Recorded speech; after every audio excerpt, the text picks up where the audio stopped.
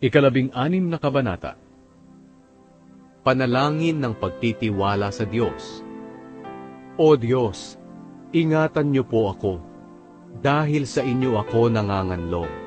Kayo ang aking Panginoon. Lahat ng kabutihang nakamtan ko ay mula sa inyo. Tungkol sa inyong mga taong banal na nasa lupain ng Israel, lubos ko silang kinalulugdan. Ngunit ang mga sumusunod sa mga Diyos-Diyosan ay lalong mahihirapan. Hindi ako sasama sa paghahandog nila ng dugo sa kanilang mga Diyos-Diyosan, at ayaw kong banggitin man lang ang pangalan ng mga ito. Panginoon, kayo ang lahat sa aking buhay. Lahat ng pangangailangan ko'y inyong ibinibigay. Kinabukasan ko'y nasa inyong mga kamay.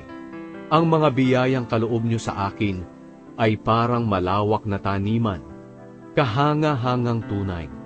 Tunay na napakaganda ng kaloob na ibinigay niyo sa akin. Pupurihin ko kayo, Panginoon, na sa akin ay nagpapayo. At kahit sa gabi pinaaalalahanan ako ng aking budhi, Panginoon, palagi ko kayong iniisip. At dahil kayo ay lagi kong kasama, hindi ako matitinag. Kaya't nagagalak ang puso ko, at ako'y panatag, dahil alam kong ligtas ako. Sapagkat hindi nyo pababayaan na ang aking kaluluwa ay mapunta sa lugar ng mga patay. Hindi nyo hahayaang mabulok sa libingan ang matapat nyong lingkod. Itinuro nyo sa akin ang landas patungo sa buhay na puno ng kasiyahan. At sa piling nyo, aking matatagpuan ang ligayang walang hanggan.